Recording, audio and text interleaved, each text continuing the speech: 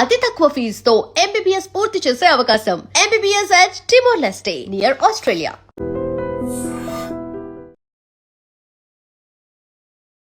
ఐడ్రీమ్ ప్రేక్షకులకు నమస్కారం. నేను మీ అనలిస్టు మందరి కృష్ణారెడ్డిని మాట్లాడుతున్నాను. తెలంగాణ బీజేపీకి షాక్ తగిలిందా? తెలంగాణ బీజేపీకి బీజేపీ జాతీయ అధ్యక్షుడు నితిన్ నబీన్ షాక్ ఇచ్చాడా? ఇదేమిటి? వెస్ట్ బెంగాల్ తర్వాత తెలంగాణనే మా ప్రాధాన్యత, నెక్స్ట్ తెలంగాణలో మా ప్రభుత్వం ఖచ్చితంగా వచ్చి తీరుతుందని చెప్పి డంకా బజాయించి చెప్పినటువంటి బీజేపీ తెలంగాణకు షాక్ ఇవ్వడం ఏమిటి అని మీరు ఆశ్చర్యపోతున్నారా? జాతీయ కార్యవర్గాన్ని బీజేపీ ప్రకటించింది. ఈ జాతీయ కార్యవర్గంలో తెలంగాణకు సంబంధించిన ఒక్క వ్యక్తి కూడా లేడు అని చూసినప్పుడు ఆశ్చర్యానికి లోను కాక తప్పదు. గతంలో ఉన్నటువంటి కొన్ని పోస్టులను కూడా తీసేశారు. డికే అరుణ గారి కానీ, లక్ష్మణ్ గారి కానీ, ఇలాంటి వాళ్ళకు ఉన్నట్టు పదవులు కూడా తీసేయడం జరిగింది. అదేమిటి, తెలంగాణ వారు ఒక్కరైనా సరే జాతీయ కార్యవర్గంలో ఉండడానికి అర్హులు కారా? దీనికి ఏమైనా కారణాలు ప్రత్యేకంగా ఉన్నాయా అంటే పరిపరి విధాలుగా రకరకాల కారణాలు చెప్పుకుంటున్నారు. నెంబర్ 1 కారణం ఏమిటంటే తెలంగాణలో గ్రూపిజం బాగా పెరిగిపోయింది. రకరకాల గ్రూపులు తయారైనాయి. ఒక గ్రూపుకు మరొక గ్రూపుకు మధ్యలో ఏ రకంగా కూడా మరి పట్టం లేదు, అగ్గి రాదుకుంటోంది.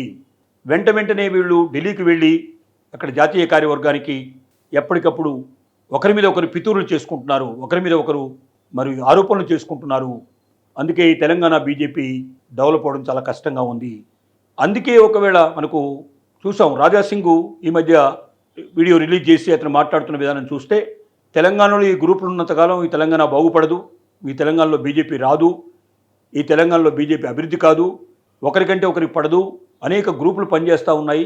ఈ గ్రూపులు నశించి అందరూ ఏకమైన రోజున మాత్రమే తెలంగాణలో బీజేపీ అనేది అధికారంలోకి వస్తుందని చెప్పి డంకా బజాయించి చెప్తున్నాడు రాజాసింగ్. మనం చూస్తున్నాం కూడా, ఒక నాయకుడు ఇంకొక నాయకుడు ఇద్దరు కలిసి స్టేజ్ మీద కూర్చొని ఒకే సందర్భంలో మాట్లాడడానికి కూడా విముఖత ప్రదర్శిస్తున్న కనిపిస్తున్నాయి మనకు లక్షణాలు. అందువల్ల ఒకరికి పదవి ఇచ్చి ఇంకొకరి పదవి ఇవ్వకపోతే వీళ్ళ మధ్యలోనే సుముఖత లేని పరిస్థితి, వీళ్ళు కలిసి పని చేయలేరు, రేపొద్దున అధికారంలోకి వచ్చేటువంటి ప్రయత్నం జరగదు. కాబట్టి ఎవరికీ పదవి ఇవ్వకపోవడమే మంచిదనే ఉద్దేశంతో కేంద్ర మరి జాతీయ కార్యవర్గం లోపల బీజేపీలో తెలంగాణకు అవకాశం ఇవ్వలేదు అనేది ఒక వర్గం వాదన, కొంతమంది మేధావులు ఆలోచిస్తున్న విధానం. ఇంకా కొంతమంది మేధావులు ఏం చెప్తున్నారంటే ఇది సరైనది కాదు, ఇది నిజం కాదు, తెలంగాణలో తొందరలోనే మరి నెక్స్ట్ ఎలక్షన్స్లో తెలంగాణలో ఖచ్చితంగా బీజేపీ అధికారంలోకి రావాలంటే ప్రతి వ్యక్తి, ప్రతి లీడరు గల్లీ తిరగాల్సిన అవసరం ఉంది. కాబట్టి ఢిల్లీ కన్నా గల్లీ చాలా ముఖ్యమైంది. ఇక్కడ గల్లీలో తిరగాలంటే ఢిల్లీలో పదవి ఉండేటువంటి వాళ్ళు అక్కడ ఇక్కడ తిరగడం కష్టమవుతుంది. కాబట్టి అందరి యొక్క కాన్సన్ట్రేషను తెలంగాణ గల్లీల మీదనే పెట్టి వీధి తిప్పి ఇక్కడ తొందరలోనే వీలైనంత వరకు నెక్స్ట్ మరి అధికారంలోకి రావాలి. కాబట్టి ఆ అవకాశం కోసమే జాతీయ కార్యవర్గంలోకి తెలంగాణకు సంబంధించిన వాళ్ళు ఒక్కరిని తీసుకోలేదు అనేది రెండవ వాదన.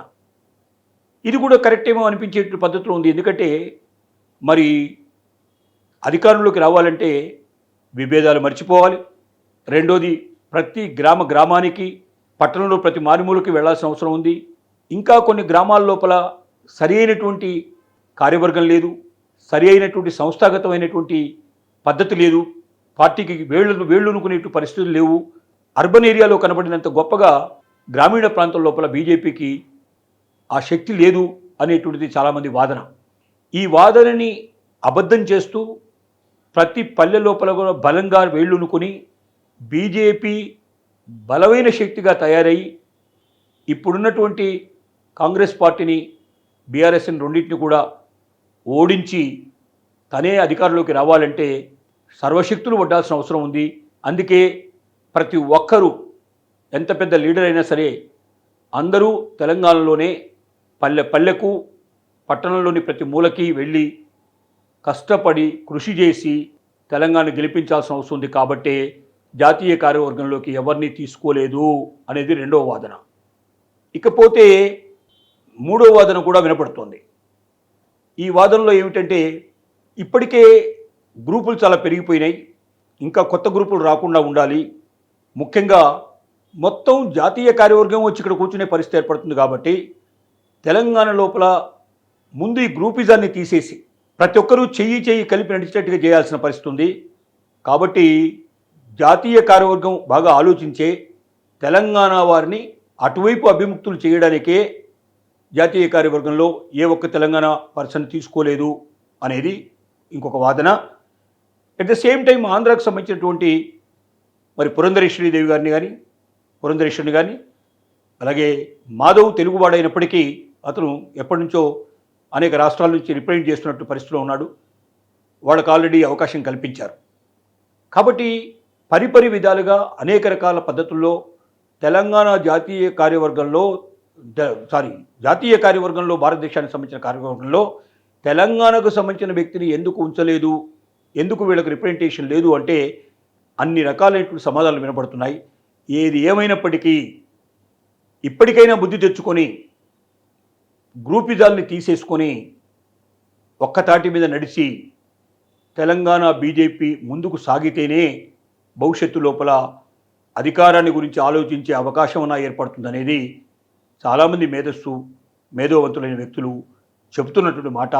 ఈ మాటకి బీజేపీ విలువ ఇస్తుందా అనేది వేచి చూడాల్సిన అవసరం ఉంది.